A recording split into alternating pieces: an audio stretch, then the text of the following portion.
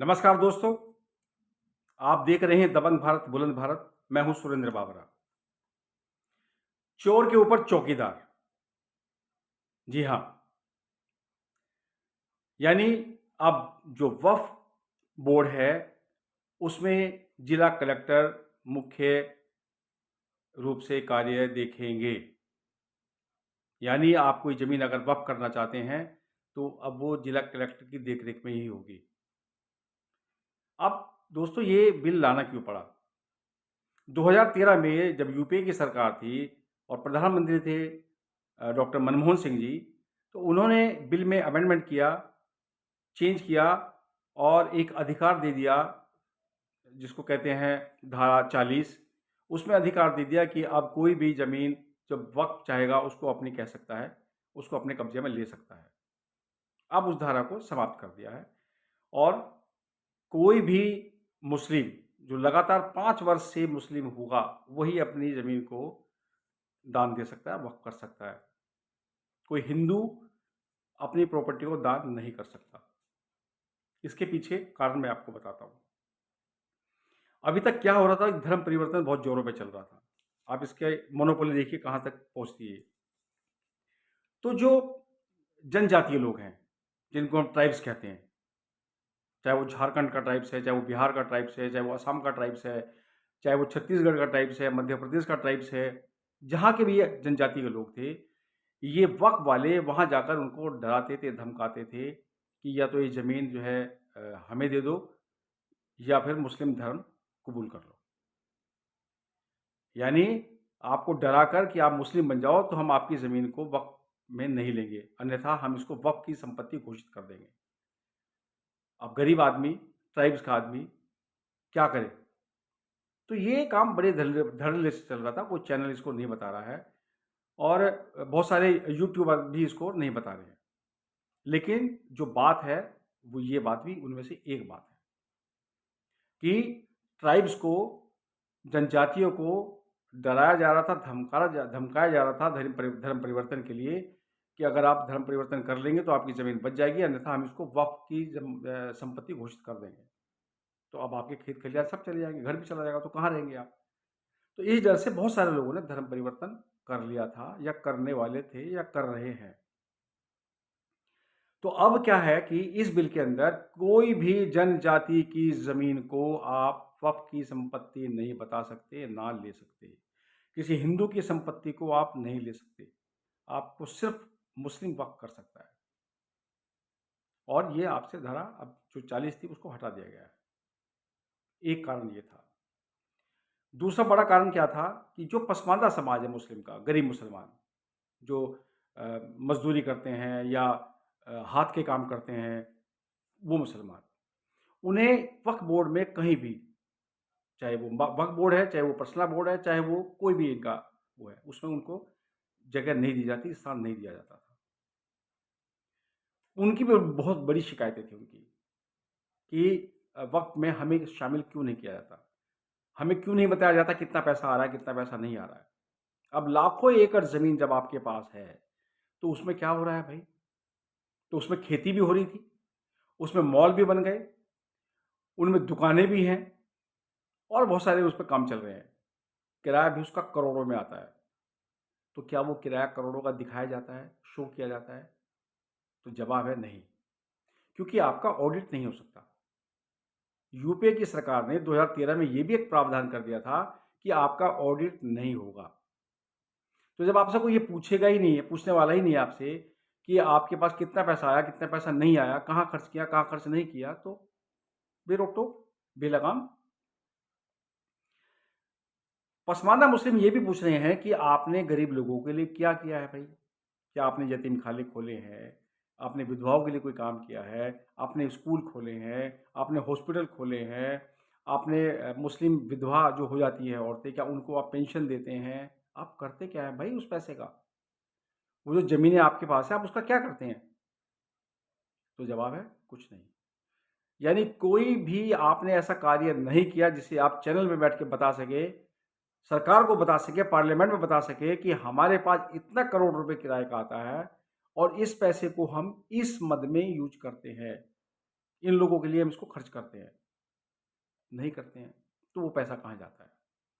तो वो पैसा जाता है जो उसकी प्रॉपर्टी की देख रेख करता है, उसको कहते हैं मुतवल्ली, उसकी जेब में जाता है, और जो वक्फ बोर्ड के लोग हैं उनकी जेब में जाता है, या जिनको आपने ज़मीनें दे रखी हैं।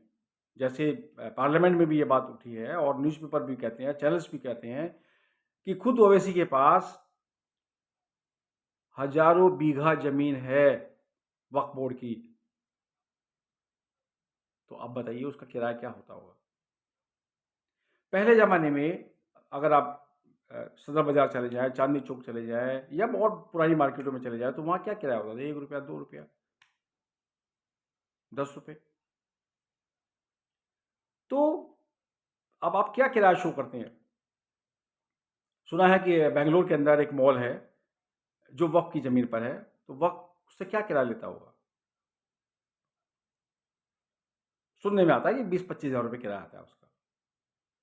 अब वो 20-25 हज़ार रुपये, करोड़ों की ज़मीन है वो, करोड़ों की ज़मीन है वो, जिसमें आप 20-25 हज़ार रुपये किराया देते हैं। और वो कितना कमाता है उसका मालिक? लेकिन ज़मीन तो करोड़ों की है ना भाई, और आप 20-25 हज़ार लेते हैं, लेकिन 20-25 हज़ार के बाद आप उससे क्या लेते हैं? वो तो 20-25 हज़ार आपने दिखा दिया कि जी इसका ये किराया आता है, हमने इसको लीज़ पे दे रखा है। तो उसके बाद भी तो पैसा आता है ना उससे। इसी तरह दुकानें हैं, मॉल की दुकानें हैं, खेती की ज़मीन है, बहुत प्रॉपर्टी है, उसका जो पैसा है वो नहीं आता है। तो सरकार ने इसके ऊपर लगाम लगा दी है, और लगाम लगा के जिला कलेक्टर को उसका अधिकार दे दिया है कि अब जिला कलेक्टर उसकी सब देख रेख उसके हाथ में रहेगी। जिसका ये लोग विरोध कर रहे हैं कि भाई उसके हाथ में क्यों दे दिया है? भाई अभी आप किसी की ज़मीन को अपना कह देते हो और उसको याचिका लगाने का भी अधिकार नहीं है। अगर वो आएगा तो किसके पास आएगा? आपके पास आएगा, ट्रिब्यूनल आपका है, आपके पास आएगा कि ये मेरी ज़मीन है। आपको कागज़ भी दिखाएगा, सब कुछ करेगा, उसके बाद भी कह देंगे नहीं ये तो पहले से वक़्फ़ की हुई है। तो क्या करेंगे आप? तो इसके ऊपर भी अब लगाम लग गया है। 5 साल से जो मुस्लिम धर्म में है, वो कम से कम ज़रूरी है। ये नहीं है कि आप किसी हिंदू की ज़मीन को, किसी क्रिश्चियन की ज़मीन को या आदिवासियों की ज़मीन को, जैसे मैंने अभी आपको कहा कि आप उसको अपने अधिकार में ले लें और उसको बेघर कर दें। तो वो अब बंद हो गया है। केरला के क्रिश्चियंस बहुत दुखी हैं इस बात से, और उन्होंने भी इसके खिलाफ आवाज़ उठाई। आदिवासियों का मैंने आपको बता ही दिया है, पसमानदा का मैंने आपको बता दिया है कि पसमानदा मुस्लिम बहुत परेशान थे इससे। इसीलिए आज पसमानदा मुस्लिम इसके पक्ष में खड़े होकर जगह-जगह प्रदर्शन कर रहे हैं कि ये आपने बहुत अच्छा किया। लड्डू बाँट रहे हैं, खीर खिला रहे हैं, मिठाइयाँ बाँट रहे हैं, ये आपने बहुत अच्छा किया जी। क्योंकि अब यहाँ पे पसमानदा मुसलमान भी बोर्ड के अंदर होगा। यानी अगर आप लूट कर रहे हैं, तो अब आप अकेले लूट नहीं कर सकते हैं। अब उस लूट का हिस्सा इन गरीबों को भी देना होगा। और देखिए, एक बात आपको रोचक बताता हूँ। जब वोटिंग हुआ, तो लगभग 140 करोड़ लोग बताए जाते हैं। हम मान लें 120-22 करोड़, 125 करोड़। 100 करोड़ कहते हैं हिंदू हैं। तो 100 करोड़ के हिस्से में आए 288 मेंबर ऑफ पार्लियामेंट लोकसभा में। 288 मेंबर ऑफ पार्लियामेंट ने इस बिल के पक्ष में अपना मत दिया, अपना समर्थन किया पार्लियामेंट के अंदर। और 232 लोगों ने, यानी कितने बचे? 25 करोड़, 22 करोड़, 25 करोड़ बचे बाकी लोग, उनके पक्ष में आए 232 लोग। अभी 232 लोग कौन है भाई? इनमें से 37 मुस्लिम हैं और 195 हिंदू हैं। तो जो कहा जाता है ना कि जयचंद, भैया जयचंद तब भी थे, जयचंद आज भी हैं।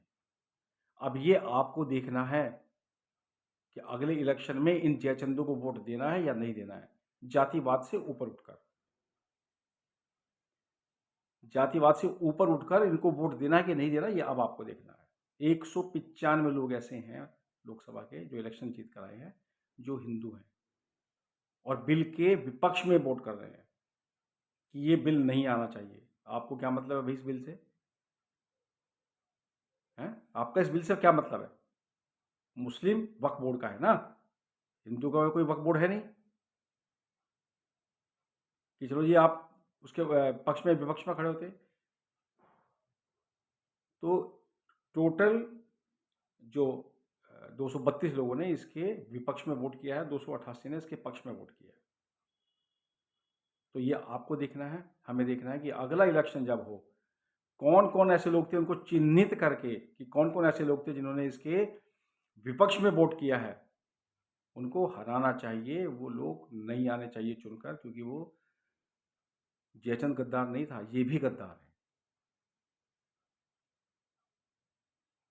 तो इस अंक पे इतना ही। अगर ये आपको वीडियो अच्छा लगा है तो इसको शेयर कीजिए, सब्सक्राइब कीजिए, लाइक कीजिए और कमेंट्स जरूर करके बताइएगा मुझे कि मैंने जो कहा वो ठीक है कि नहीं है। जय हिंद, भारत माता की जय।